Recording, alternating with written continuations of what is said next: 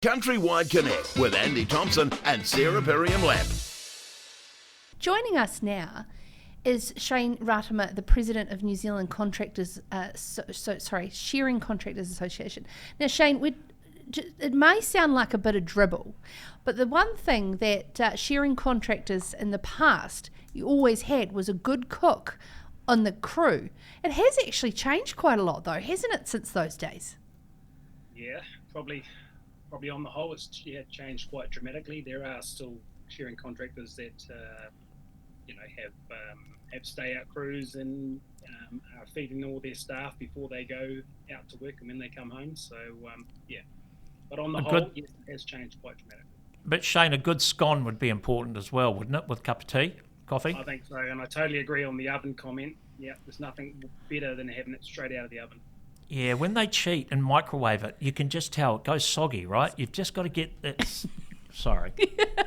Exactly, or hard as a brick. Now, we're talking to Shane Ratima here, the president of the New Zealand Shearing Contractors Association, because it's that time of year where the combs are being ground to get ready for pre-lamb shearing, Shane. How is the preparation looking, particularly with yourself and your business and across the country? Yeah, so I guess pre-lamb for us started quite a long time ago, back towards the end of April. So we're kind of coming to somewhat the end, or certainly a good portion of our ewes have been shorn. There's not too many left, and we'll be getting stuck into a few hoggets as soon as the weather improves and it gets a bit warmer and the farmers start growing a bit of grass. But it's totally different down on the South Island. They're right into it.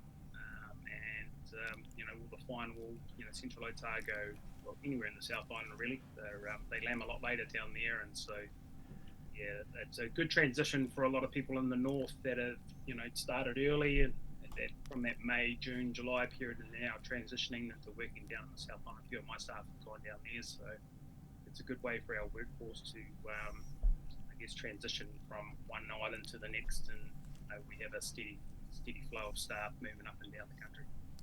Shane, my co-host here likes to make fun of me for just being a broken down old dairy farmer, but I'm going to ask the obvious question because I genuinely don't know. What is the benefit of pre-lamb shearing? My notes say that it's important for animal welfare, but some people who maybe just don't fully understand it may be watching this on Sky going, well, why would you pre-lamb shear, particularly in the winter? What is the reason for doing it?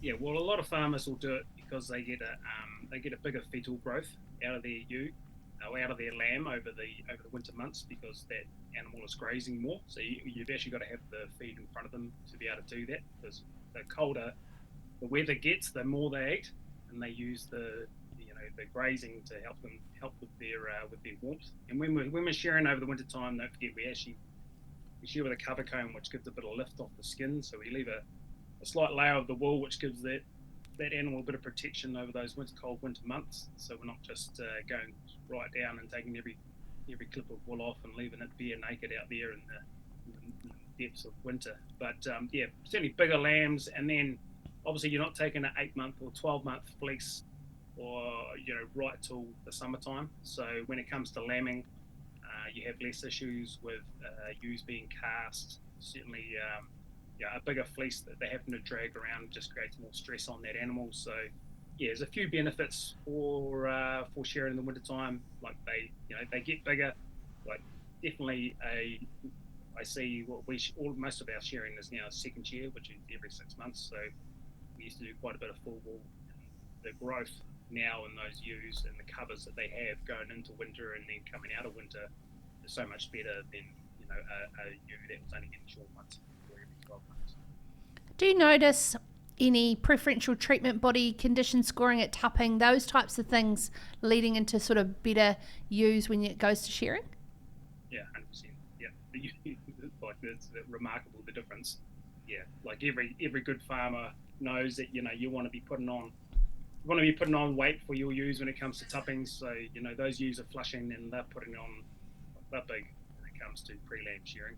I mean, not only are they come off the end of a tupping, a lot of them, and the ram's coming back out, so they're priming, and then the later we get on into July and we're still shearing some ewes. Some of them are bagging up, and they're not too far away from dropping lambs, so they're even bigger again. But certainly the difference you get out of a ewe, say, that was shearing with lambs and foot, where they've had a lamb sucking off them for probably 2 months or longer, maybe even 100 days at some occasions. The condition of that ewe compared to a ewe that's been weaned for 3 or 4 months is huge. Yeah, exactly. The growth check later on would be noticeable.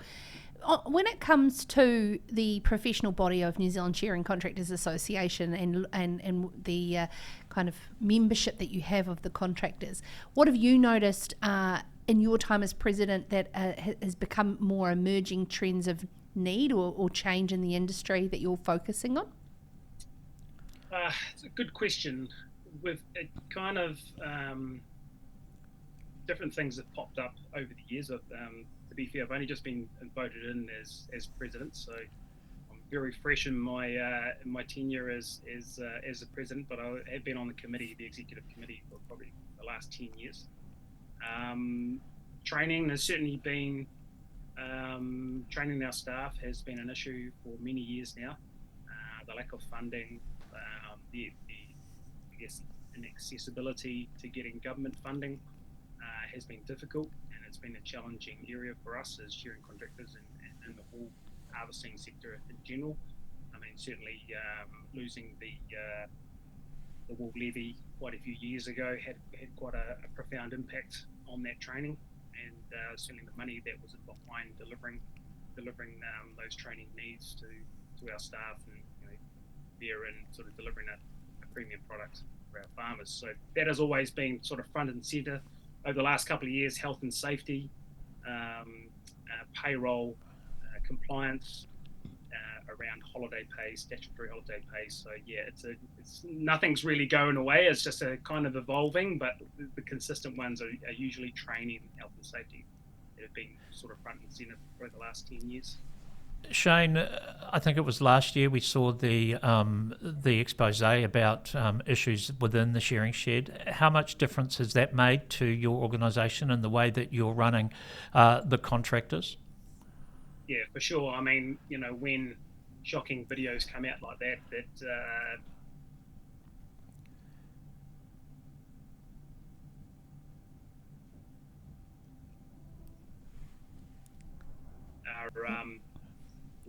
lose you there. Yep, are you good? Yep, you're back again. Sorry, just broke up just as you started to comment, Shane. Sorry.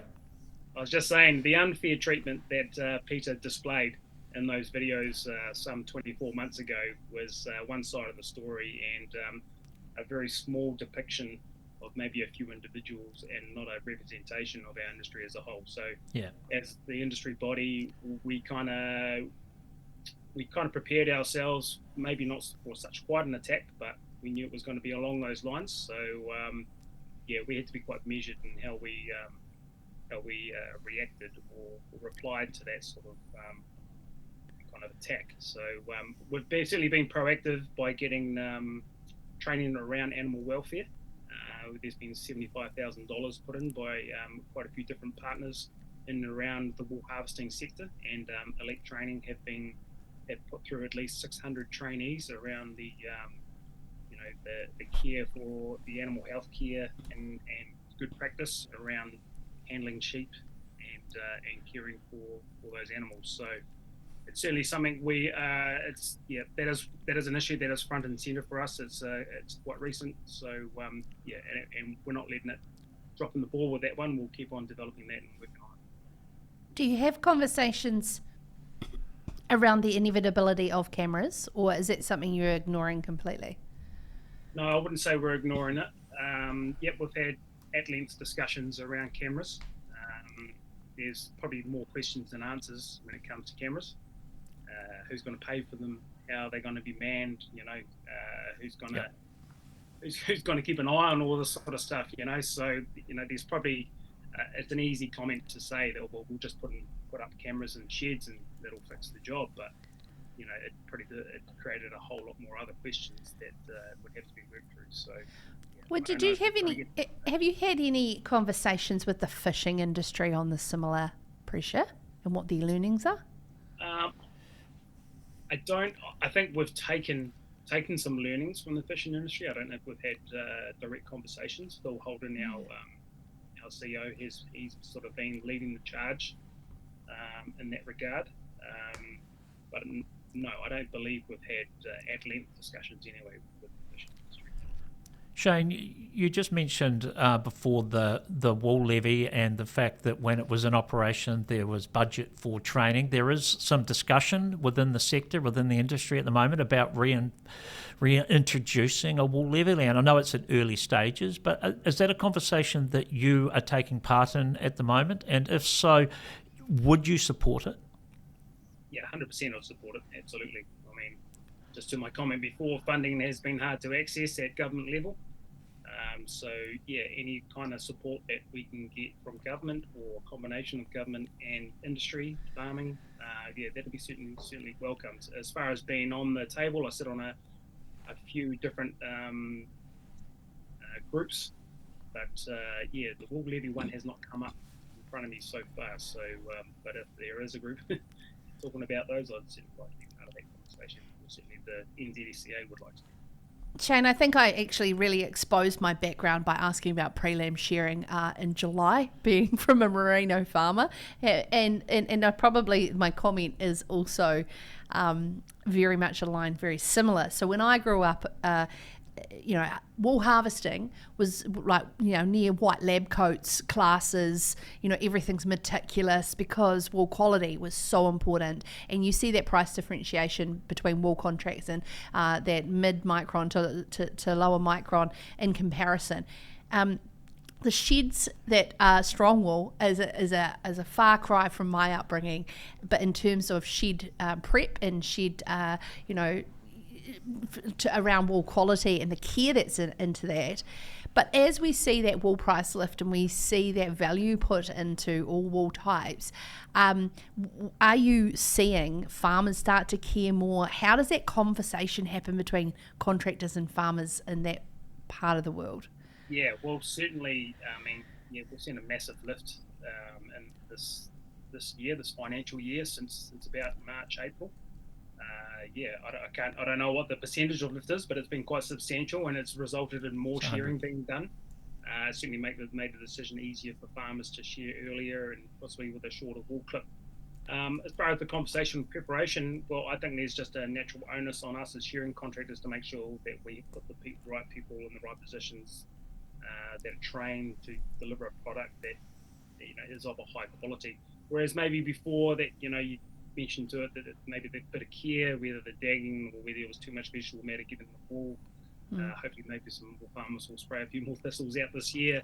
But certainly I know my own business that we've been putting an onus on our wool handlers and wool team, making sure that we're getting all the oddments out that we need to, that we're delivering the best, cleanest A-line that we can that's going to give the most value back. Yeah, wonderful. Hey, thank you very much for joining us, Shane. We look forward to talking to you more in your new role as president. Mark did a wonderful job as president prior to you, and best wishes. We talk to you again soon. That's Shane Ratima, the president of the New Zealand Shearing Contractors Association. Appreciate that, Sarah. Say goodbye. Say g'day to Will for me too. I will do, 100%. Thank you. Good Hunterville boys, Shane and Will. I wonder if Shane gets scones. Oh, this is probably one of the lucky men out there that do. Okay, well, you need to text me and let me know how the scones go. CountryWide Connect with Andy Thompson and Sarah Perriam-Lapp.